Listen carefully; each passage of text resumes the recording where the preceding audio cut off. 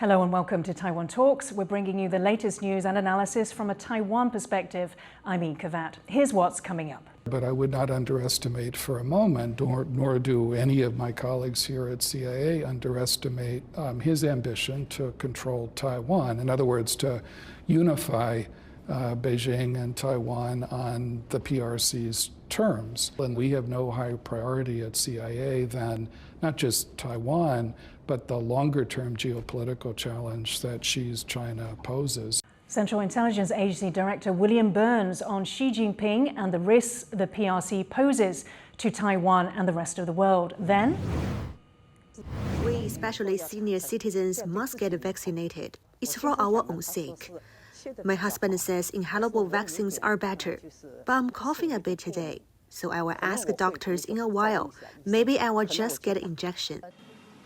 As China abandons Xi Jinping's zero-COVID strategy and scrambles to booster its seniors, a new U.S. model predicts China will see more than 1 million deaths in 2023. And does China have answers to its economic woes? We discuss what plans the CCP elite agreed at a high-level annual economy meeting. Plus, the CCP does not have the right to say, look, this is a purely internal matter. Everyone agrees that Taiwan's part of China, so we're just, doing, and there's no controversy whatsoever. That's not true. That's not supported. That's just essentially propaganda at this point. International and constitutional law expert Julian Ku tells me China has no legal basis to threaten Taiwan with force.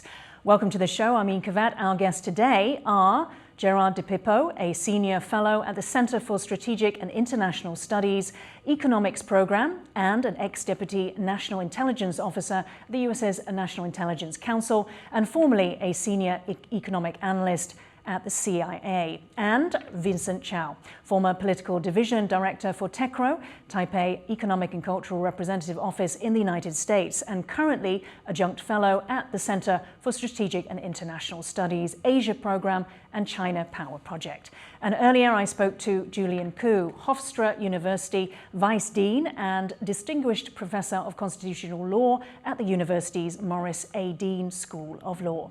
Gerard, Vincent, a very warm welcome to the show.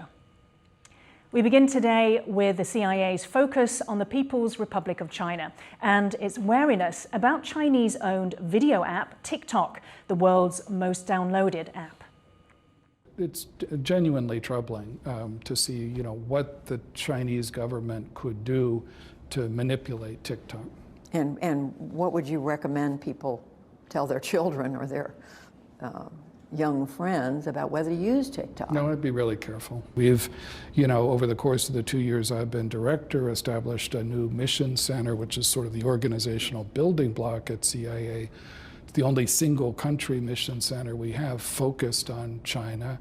And we've moved resources, people, priority in that direction because it's a global competition. That was CIA Director William Burns speaking to PBS NewsHour. But it's not just the CIA that has a China mission. The US State Department has launched its long-planned China House, a department-wide integrated unit to help coordinate and implement policy toward its top geopolitical rival. Vincent, let me start with you first. China House will be headed by Rick Waters. Now, he's the Deputy Assistant Secretary of State for China, Taiwan and Mongolia in the Bureau of East Asia and Pacific Affairs, just as he headed up the previous China desk. So what's the difference between the two? So I know Rick Waters and I know his predecessor as well, and both of them are top diplomats and have had a wide variety of experiences in dealing with China. But the key issue, I think the State Department, all U.S. agencies are dealing with is that China takes more than a single single-dimensional approach. And it's really a multifaceted threat we see coming from China, whether it's in terms of the military, whether it's in terms of security, cybersecurity, economics, and so forth. And so I think what the U.S. has realized ever since the Trump administration, that right from the top level, what you need is a cross-departmental, cross-agency approach to dealing with China. And I think this is what the NSC has really done over the past few years. under Kurt Campbell, who has been the Indo-Pacific coordinator over at the National Security Council. And what he's done is he's been able to bring, for example, the State Department, bring Treasury, bring Commerce, bring all of these agencies that deal with China into a single umbrella and to have a coordinated strategic approach in terms of how to deal with China. But then you come down to state, and it's true that, state, most people think diplomats, think, foreign relations and all of this, but state's a huge, huge department. And you have agencies, for example, dealing with environmental issues, with economic issues, with security issues. And how do you bring, even in the State Department, how do you bring all these different interests together, I think, with a single mission in mind? And that's exactly, I think, what China House has strived to do. And so you can say that Rick Waters, yes, I mean, he headed China policy, but it's more than just China policy. It's the whole of government approach, a whole of agency approach, a whole of departmental approach that the U.S. is working on. And so I'm quite optimistic and quite excited to see what sort of policies, what sort of approaches, what sort of relationship China House builds with Beijing, because I do think it's a very positive step in the right direction. Gerard, a truly interdepartmental, cross-departmental unit that focuses purely on China. From your economics and intelligence and security background, what do you think will be its priorities going into 2023? Well, the U.S. strategy with China, as U.S. officials have said, is invest, align, compete, right? So I think under the State Department, it's going to be mostly the align and maybe some of the compete part of it. Investment might be more for Congress and other bodies. As Vincent said, I think the new China House is going to be a coordinating entity. How that works and function, we'll see when it happens. I suspect people don't actually know, because that's the way the bureaucracy actually works is, there's the org chart, but then there's the real org chart, right? What actually happens when you implement policy. It's clear that establishing this is meant to boost the salience of the China mission in State Department. And as Vincent said, I think a major part is coordinating across regional offices, right? Because China issues touch on all regions, not just East Asia. So I think whether that means that there'll be more coordinated or not, I think it will. I think a bigger question is how it will interact with other agencies. So clearly it might have the China prerogative within state, but how, for example, will it work with the Treasury Department or Commerce, which are also heavily involved in the economic side, and state does not outrank them, right? So ultimately a lot of that stuff has to be adjudicated through the White House. Vincent, the special focus on China is not just in the State Department or across government, it's also in the House of Representatives. So Kevin McCarthy possibly could be elected as House Speaker in early January. He wants to set up a select committee focused purely on China. What do you think his election would mean for US-China ties?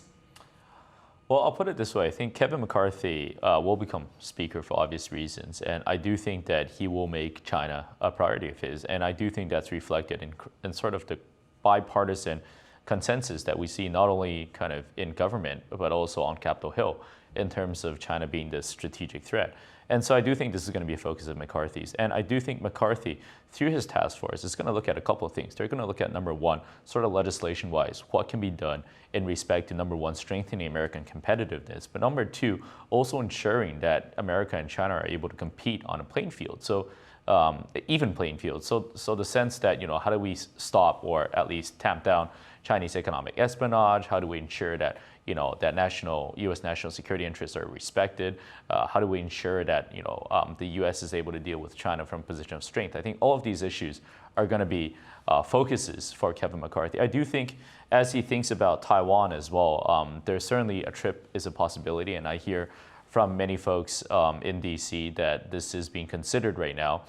It may not take place straight away, but certainly I think the signaling is there that they do want to continue a bipartisan tradition of having speakers of the House, starting all the way from Newt Gingrich to Nancy Pelosi, and then back here now to Kevin McCarthy come to Taiwan to signal support for Taiwan. So I do think what would be the effect of that? I mean, given what happened when Nancy Pelosi visited in August? Well, I'll be honest, I think it's going to be a net positive. And the reason is this.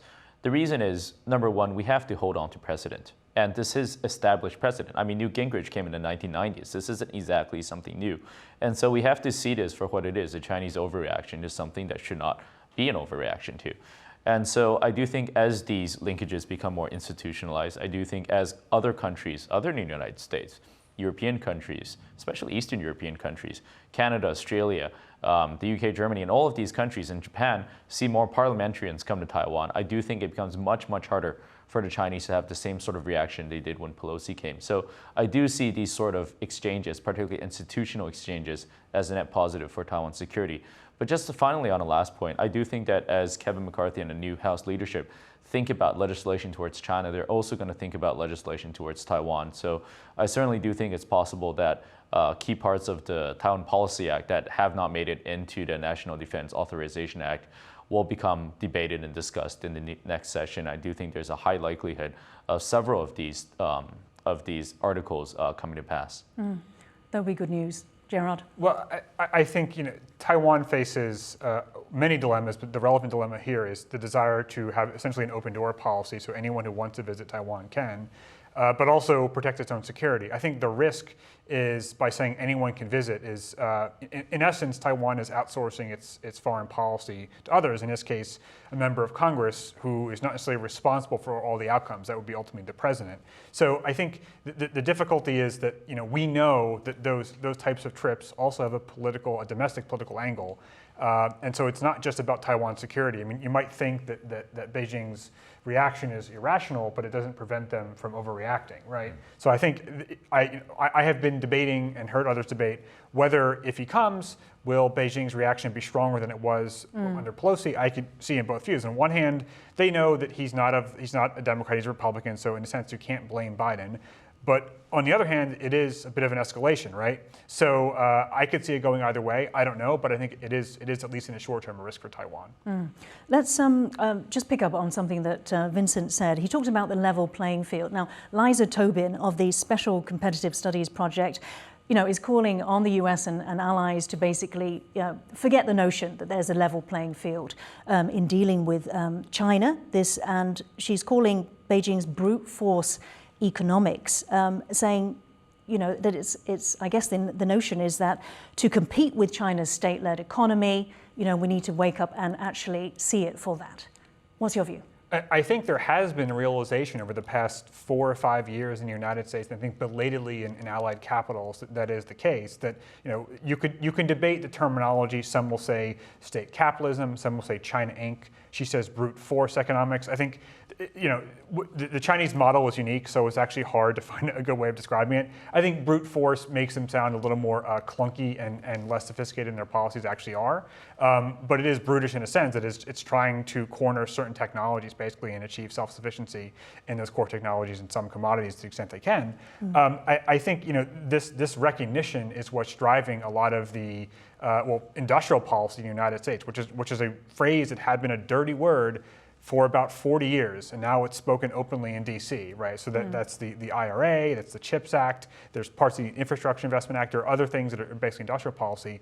And I think that's all in the assumption that the United States, through a sort of open liberal system that relies purely on the, quote, free market, is not going to get some of the outcomes it wants. I'm a bit worried because I think you can go too far. I think the track record of Chinese industrial policy is not exactly clear, and it's very wasteful in a way that I think the United States political system would not tolerate because we don't like waste like that. But I think fundamentally there has been quite an abrupt pivot over the past 5 years in terms of how people view the Chinese economic model. And so you talked about the dangers. That is, I guess, more state intervention from the US. So almost mirroring China's behavior. Well, I mean, it will never be... Not quite to that extent, but... So I'll take this opportunity to plug a report that we did at CSIS called Red Ink that came out earlier this year, where we actually quantified the value of industrial policy spending in China and other major economies, including Taiwan. And what we found was basically, as a share of GDP, China's spending is about 3 times larger than the others, right? The others were pretty close to each other. China's was about 1.9% of GDP. So even if the US is boosting expenditures and things like the CHIPS Act, it actually doesn't come close to matching that level. But yeah, I mean, when it comes to industrial policy, fundamentally the two problems are what's called information asymmetry. So the government doesn't know what the private sector knows, and there's coordination disinformation problems. And the second is the idea of regulatory capture. So essentially, industrial policy could become subject to basically serving invested interests, right? And if it's running through Congress, you can imagine sometimes it happening. So I think there are people in DC that are aware of those risks, though, and I think in no meaningful sense are we approaching the Chinese level. And in fact, the Chinese government had complained about the CHIPS Act, saying how unfair it was. And then lo and behold, about a week ago, they unveiled measures that are more than twice the value in dollar terms of what we're doing. Absolutely. Vincent, let's end this segment now on TikTok. So in Taiwan, the government is investigating ByteDance Taiwan. Now, ByteDance, of course, is the Chinese owner of TikTok. So investigating ByteDance Taiwan for illegally operating in this country. Taiwan, like the US, has banned the use of TikTok on government mobile phones and computers. How big a problem is, firstly, either disinformation or user data collection by Chinese social media in Taiwan? So you're absolutely right, Yin, in the sense that you separated the two ideas, disinformation and private data collection. And so it's true that when we approach this issue, we need to look at both facets. And I would argue at this point that both are equally serious, but disinformation probably is a bigger issue here in Taiwan. And the biggest issue with disinformation from social media platforms like TikTok is that you just don't know what's going on behind the scenes. And so you don't know what is the type of content that you're seeing. You don't know why this content was chosen. You don't know what's making those decisions or the algorithms of what's selected, things that you like to watch. And so what you have is a potential scenario where you have, for example, voters during voting time scrolling through TikTok and just seeing mounds of disinformation videos, possibly from the PRC, and you just really have no control, and neither does the user have any control over what they're seeing. So that's probably the number one issue I personally see with TikTok. But number two, obviously, the private data collection issue is a pretty big one.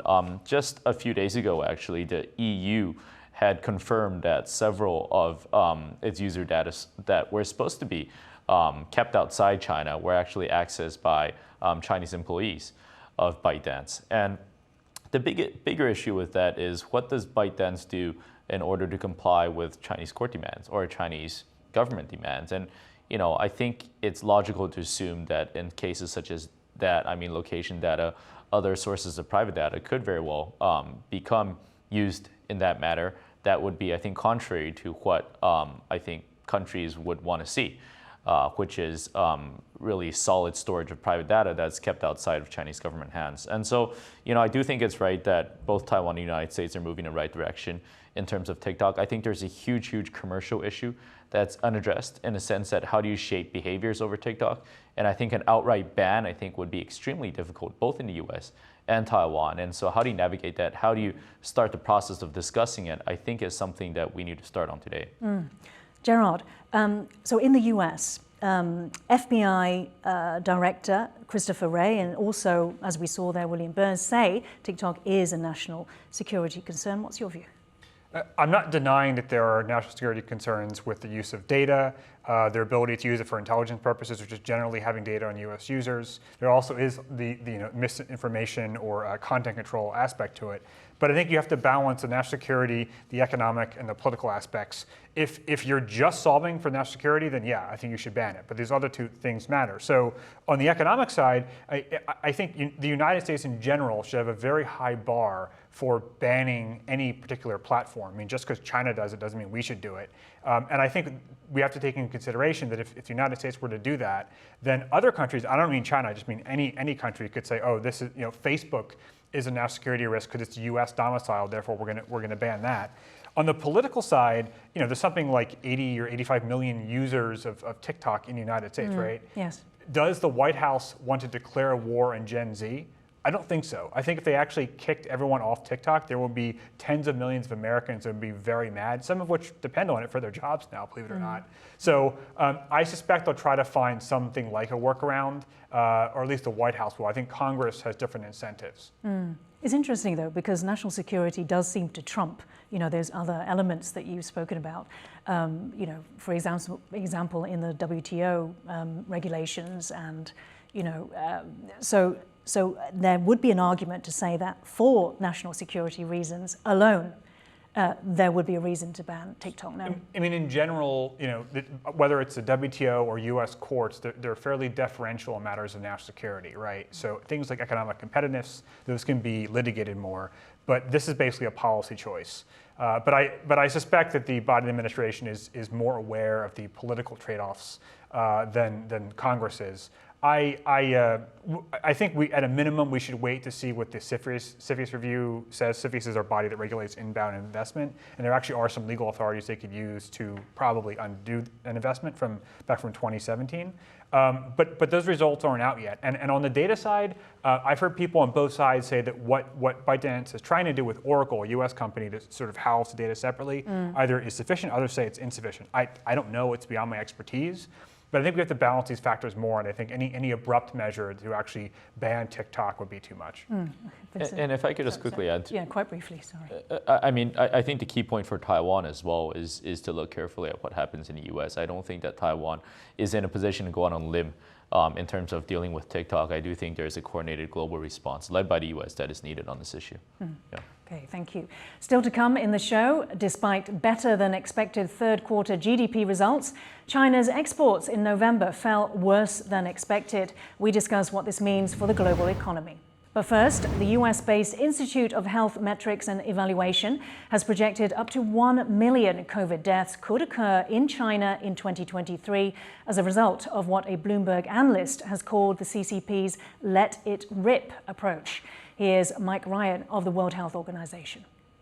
So the question, I think, and the challenge that China and other countries still have is, are the people that need to be vaccinated adequately vaccinated with the right vaccine and the right number of doses? And when was the last time those people had a vaccine? Mike Ryan of the WHO. Officially, China's vaccination rate is above 90%, but the rate for boosted adults drops to 57.9%, and for people aged 80 and above, it's 42.3%.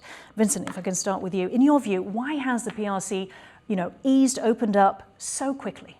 Well, I think the PRC is really stuck between a rock and a hard place right now. I mean, on one hand, I think they're certainly aware of the public pressure right now that's especially prevalent in large cities over further lockdowns, over travel restrictions, all of this. And I think the CCP leadership has felt some pressure and pain over it. But on the other hand, I think they're well aware also of two things. I mean, first one, the low vaccination rate, particularly amongst the elderly. And two, the efficacy rate of Chinese homegrown vaccines is very, very low. I mean, you're looking at 50, 60% efficacy rates, which I think will lead to, I think some estimates have pointed to 1.5 million excess deaths. So what are they doing about this? And so I do think the Chinese, number one, they're going to look carefully at the vaccine issue. And there has been talk potentially of China either doing joint production or working with foreign vaccine producers to try to get a higher quality vaccine in place. But number two, I think they're going to have to overcome a lot of skepticism over this vaccine issues. And I think a lot of the skepticism we faced a bit here in Taiwan as well is simply because you just haven't had COVID, rip in the past. And so just people don't feel the need, they don't feel the pressure, they don't feel the urgency to get vaccines. And so you're going to need to overcome that, I think, from a societal perspective. And so that's probably first. But why relax the restrictions so quickly when you have identified those two different risks? Why not, wait until more adults have been boosted before? I just don't think the CCP leadership has the luxury of time right now on this issue. I think the Chinese populace has been very patient over the past, 2.5, 3 years of vaccine controls, of pandemic controls. And so I do think that they're aware of this small, I think, time frame they have before this goes on to become a social crisis, and that grows on to become a political crisis. And so I do think they're aware of that acute time frame they're working with right now. Gerard. If I can just add to that, I don't think we're ever going to know because it's an opaque system, whether it was because of the protests or because of economic pressures. I suspect it was both. But I think, the fact is the Chinese government did not plan an off-ramp. It was completely obvious, at least say 9 months ago, maybe a year ago, they had to ramp up vaccines. They had to actually have better healthcare infrastructure in tier 3, tier 4 cities. They didn't do that. They just sort of were waiting until the party Congress ended, I guess. I think it was a confluence of factors that resulted in an abrupt turn because of the way the system works now under Xi. Gerard, so there are expected to be waves. I mean, the chief epidemiologist in China has predicted 3 waves of huge COVID cases. How will this actually impact the economy? In the short term, you can be guaranteed that it's going to affect the economy negatively. You can see it in services, people not going to restaurants, et cetera. How long will it last? Well, it depends on those waves. It seems like people think that it would last through the first quarter of next year. And then I think the Chinese government's assumption is there'll be a robust recovery in consumption. The problem is I think some people might be scarred, right? Because a lot of people might die even if it's not reported. The other thing is that these are households that basically receive no support from the Chinese government through the duration. And some of them have scarred balance sheets, including for small enterprises. So whether it will come back on the supply side and the demand side, I don't know. In terms of foreign investment, I think that's trickier because I think generally it's positive for the economy that they're opening up. But I suspect some foreign investors are going to be worried by the way the Chinese government handled this and, in fact, how abrupt it was. I mean, if there was a huge outbreak, would they have to revert back to city lockdowns? I don't think they will. I think, we know the Omicron variants are incredibly contagious. So they would have to go back to draconian methods to put this back in the box. They seem to be dismantling some of those controls, like the app tracing measures in certain provinces and others. So I think they're just trying to live with it and just telling people to sort of, grin and bear it for the duration. Vincent, Chinese Foreign Ministry spokesperson Wang Wenbin has said that China has institutional advantages to fighting COVID, and this was in response to the U.S. saying that it wanted to help. What is he referring to? I'm not certain they do. I mean, obviously he's referring to their system of governance, which I think, in their view, makes sort of a top-down approach much easier and social compliance much easier. But so why not mandate vaccination? Well, that's the thing right now. They just don't have, I think, a vaccine that, number one, has public trust in mind, but number two, is really effective. And I think if they had such a vaccine, I do think there would be much more of a campaign to drive it. But we in Taiwan, we sort of broke that institutional advantage sort of rhetoric from the CCP. I mean, I think in Taiwan, globally, we've managed COVID very well. I mean, our excess deaths are amongst the world's lowest, and we have one of the highest vaccination rates. So in terms of democracy versus autocracy. That's right. That's right. And so this is the example that all of us go into all the time, which is why Taiwan is so important, because I think in many senses we do prove the CCP wrong, particularly when they mention institutional advantages. So I will say this point, Gerard had mentioned them, the genie's out of the bottle, it's very hard to bring it back. I do think that we're going to see a lot of misinformation from the CCP coming up, especially in terms of figures and numbers, both in terms of domestic control, but also in terms of foreign perceptions. So I would not attach a lot of credence to whatever the spokesperson of the CCP Foreign Ministry has to say at this point. Gerard. I think the institutional advantage is censorship and the fact that they're just going to not report the deaths. I certainly prefer democracies to authoritarian systems, but clearly there are different approaches that democracies took. The U.S. quite different than Taiwan. We pretty much never locked down, right? No, that's right. Only really semi-lockdowns. Yeah. Advising people to work from home, that sort of thing. Joe, you've said that the U.S. and China COVID policies are actually mirror images. Why do you say that? Well, I mean, on the control side, it's obvious, right? China did draconian lockdowns with tracking. The U.S., some localities sort of tried it, but not really. I think the big difference. But other democracies have done that too. The UK, Yeah, Australia did it, and a few others. I just think part of it is the political environment in the U.S. now. One half of the population basically was resisting what the other half wanted. It became a partisan issue. But I just think in general that the U.S. political culture is not inclined to support sustained draconian measures. So even like what Australia did, I just don't think the U.S. could have done that. But in terms of the difference between the U.S. and China, the other big difference was how they handled it in terms of economic response. The Chinese government, as I said, basically provided no support to households. The U.S. provided a lot, maybe too much. It explains some of our inflation, I think. But the Chinese government was basically hoping or allowed the export sector, including from demand from the United States, to bail them out, which they really did in 2020 and 21, whereas the U.S. was basically just paying people to stay home in some cases, writing checks. It was a robust effort that I think was expensive but probably worth it overall. Still to come in the show, constitutional and international legal expert Julian Ku tells me why China would be in breach of the UN Charter if it tried to take Taiwan. There's a broader principle of international law that we have an obligation to resolve disputes, including over territory, peacefully. And this is one of the obligations of the UN Charter that was built in to try to avoid what essentially the CCP would do if they invaded Taiwan, which is to try to resolve a territorial dispute through the use of force rather than through peaceful negotiations. Now, in November, China's exports fell well below expectations, and economists are predicting a further period of declining exports.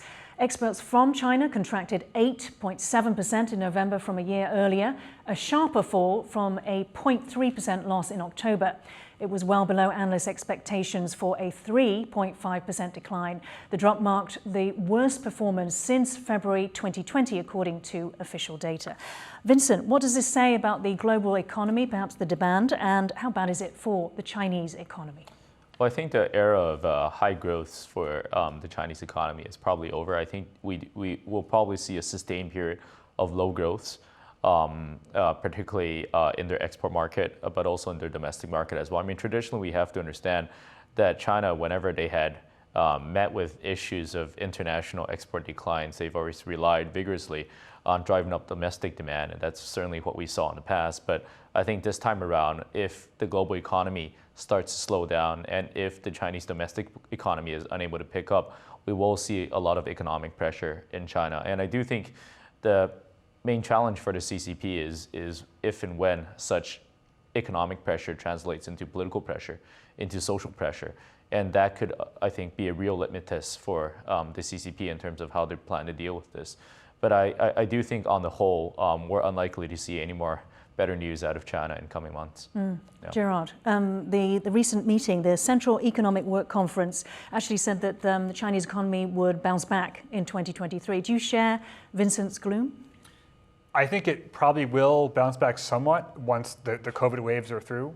I think the Chinese government is basically banking on consumer sentiment to sort of naturally improve. You know, if you think of, there are basically three pillars for the Chinese economy. There's exports, which are not going to grow because of the global economy. There's investment, which they typically do stimulate, but there's only so much you can do with that, including because of debt reasons. And finally, there's consumption. Consumption is the thing they don't really support. So in the CEWC work or the readout, they basically said they're going to support domestic demand. It's not clear what they mean in terms of the actual consumption side. Stimulus, yes, but that's probably incremental, and it's probably going to be more infrastructure investment, which is a pretty narrowly targeted measure given the composition of the Chinese economy now.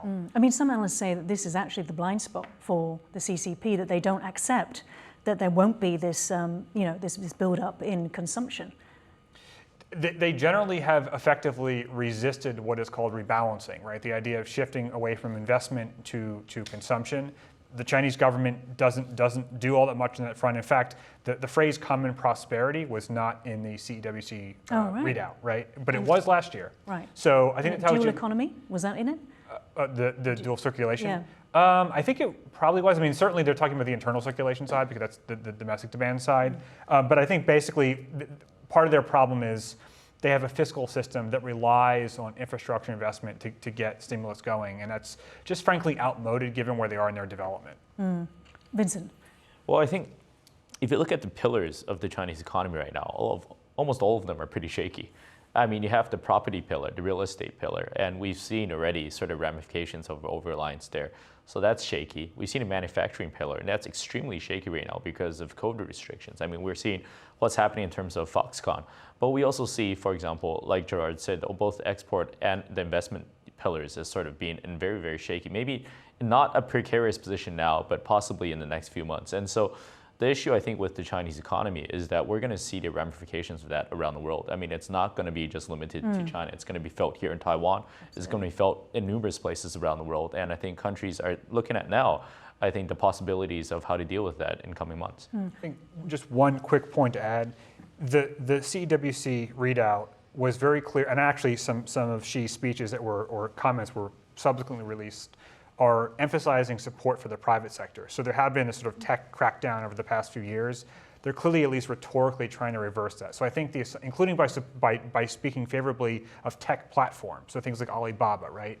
I think the hope is that by sort of reversing course, it will improve business confidence and improve foreign investment confidence as well. Whether it will after all that's happened, I don't know. So does this go against Xi Jinping's work report at the 20th National Congress, which talked about more sort of state control.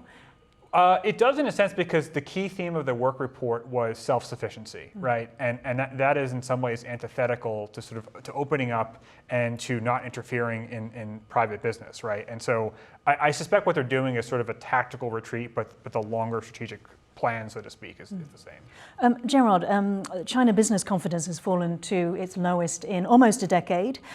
World Economics said China could face a recession next year, so echoing what Vincent has been saying. What do you make of that? Well, I don't think they'll have a recession next year, and if they probably did this year, they won't report it, right? The numbers are not fake, but they're not exactly reliable either.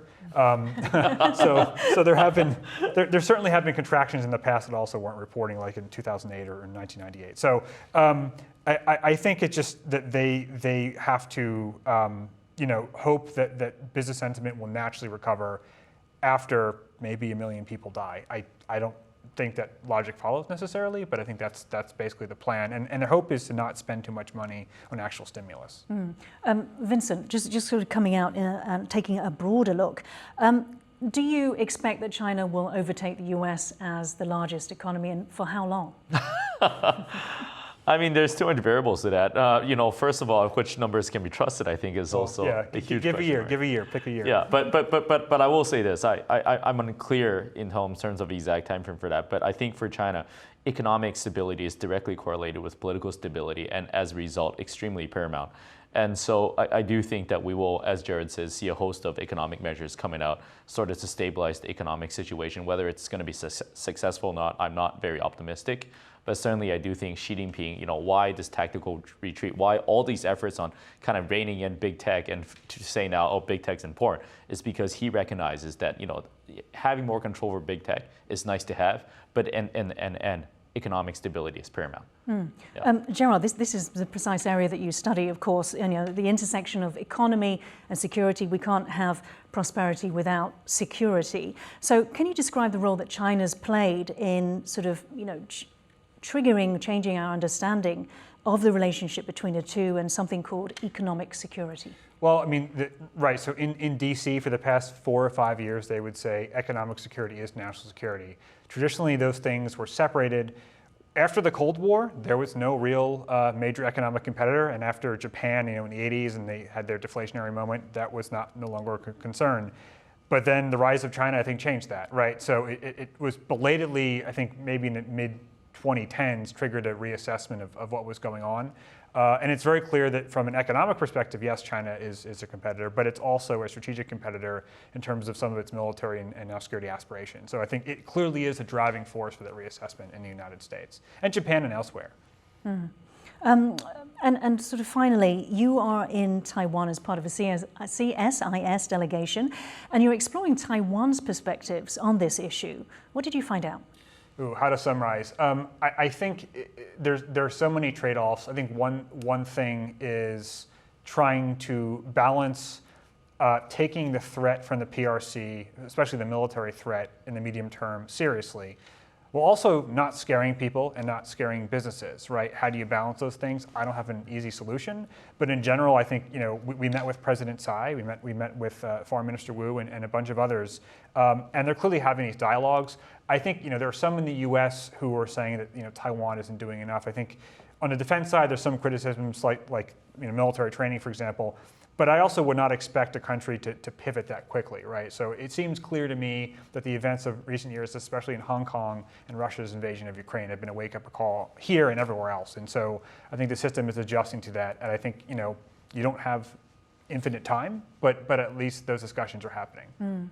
Vincent, does there need to be more urgency on Taiwan's part? Well, obviously, yes. I mean, Gerard is absolutely right in terms of us moving in the right direction, but I think the time frame is a matter of debate, I think, particularly in U.S. academic circles. But, we have to understand that we do face a very urgent threat. And I think, in democracies, yes, reforms take time, but we don't have that luxury of time. So, myself in this program as well, I've been extremely, strong proponent of moving as quickly as we can on defense issues, but also on economic security issues as well, and making sure that we have self-sufficiency and self-security in both these angles, both on the political side, on the economic side, but also on the military side as well.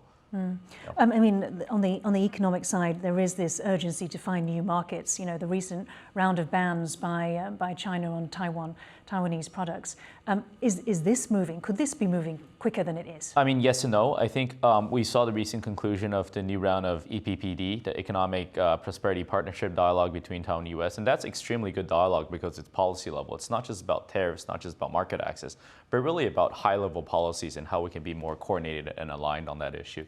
And so we do see a need to bring ourselves, through economic incentives, to bring our private businesses closer with, I think, countries that share our ideals and our values. And that can't be a state-driven process. It has to be a private business-driven process. And so, you know, yes and no in the sense that I think we are trying to create those incentives, but maybe we're not moving fast enough in terms of our private businesses having those sort of reconsiderations. Now, Taiwan is under increasing threat of attack from its neighbor China. Xi Jinping, who assumed his precedent-breaking third term this year, has made it his mission to so-called unify with Taiwan. But what is the basis for China's territorial claim over Taiwan? Julian Ku is an expert in constitutional and international law. He is Hofstra University Vice Dean and Distinguished Professor of Constitutional Law at the University's Morris A. Dean School of Law. Julian tells me under international law, China has no right to say Taiwan is an internal matter. Let's take a look. And so let's go into some of the detail of China's claims. China has said, the CCP has said that Taiwan has always been a part of China and it's an inseparable part. Is this true? I mean, I think this is just overstatement of China. But in fact, to the extent Taiwan is part of China, it's one of the last pieces to join because it was only in the 17th century, if at all. And it really only was formally incorporated, in the late 17th century, and early 18th century to the Qing Empire. But before that, Taiwan was, not part of China. There's no historical connection really between Taiwan and China. European powers established presences on Taiwan really before the Chinese government ever tried to. So I think it's unfair it's certainly completely untrue to say that it's always been part of China. So I wanted to pick up on what you said in terms of the history. You said that in the 17th, was it 17th and 18th century that there was a connection between Taiwan and China. But in the scholars that I've spoken to here have said that there was only the 10-year period before Japan took over when it was formally made a province. And even then, it wasn't fully controlled. The country as a whole wasn't fully controlled. So what sort of, again, legal basis is there for, the connections before that? I think one of the problems here is that international law and the rules for claiming title to land and territory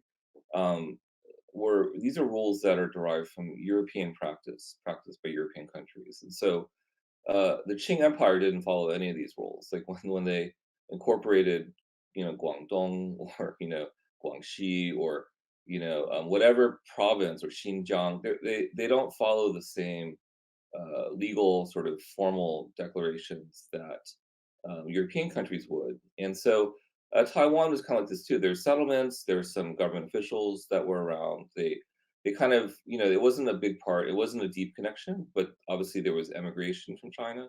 And there was some government presence because they invaded in order to kick out the remnants of the Ming Empire that had sort of holed up in Taiwan.